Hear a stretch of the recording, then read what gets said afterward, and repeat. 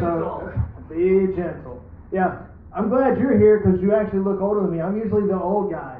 I'm only 47, but I know that with the beard and the mustache, it looks like I've been delivering presents for centuries. So, I was supposed to arrive with some of my Latino friends, but they showed up late, so they gave me a big scare with all the shit that's going on with ICE right now. I was supposed to be the token white guy to make sure I ran interference. They showed up late. So, I had this girlfriend, and we were pretty serious, and I thought we were going somewhere. I thought this was going to be something that might develop into something more. But she sent me a text, and in that text she says, "We need to break up." And that crushed me, because we've been together for quite some time.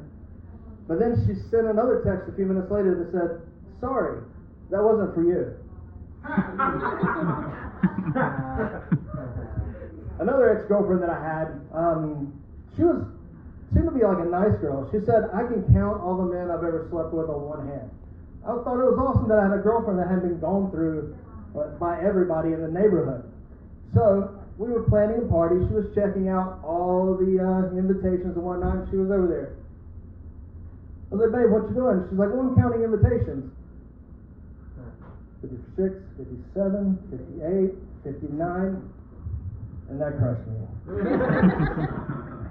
I used to live in Wilmington. I used to surf all the time. I've been surfing for about 20 years.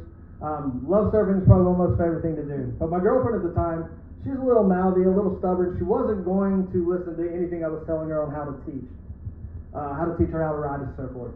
So she gets out, she paddles out, she comes in, the wave crashes, slams her face on the front of the board, blacks both of her eyes, bloody nose. She's a tough girl though. I've been surfing for almost 20 years, and I can tell you this, I've never been able to black both of her eyes with one shot. So I was going to work the other day, and there's a Burger King on the way. So whipped in there and did the 2 for $5 bacon, egg, and cheese croissant sandwiches. We say croissants here. In Europe, they say croissant, which made me think. My little brother growing up, his name was Chris, and he had a speech impediment. And he would call it, they'd ask him his name, and he'd say, "My name is Quiz," which was cute, when you're little. But I started thinking about it, and I was like, well, maybe my brother didn't have any disability. Maybe he was French, and that seems way worse. So, let's see if we get one of these in here. Tiger Woods has been questioned for going to one of P. Diddy's freak-offs. And it's kind of crazy that they've got him in questioning, and they're asking him all kinds of things, and he's like, I was a little confused. He was, Diddy was telling me, he was like, they were talking about gripping shafts, 36 of the finest holes they can play. It was a game of inches and focus and whatnot. He was like, he said freak off, but I thought he said freak golf. And that's why I showed up. I'm working on my first shoe deal. They're actually a cork bottom sandal. They got a couple leather straps on them. But the unique thing about this one is I've got a strap that goes all the way from the shoe all the way up to my dick. They're going to be called jerkin stocks.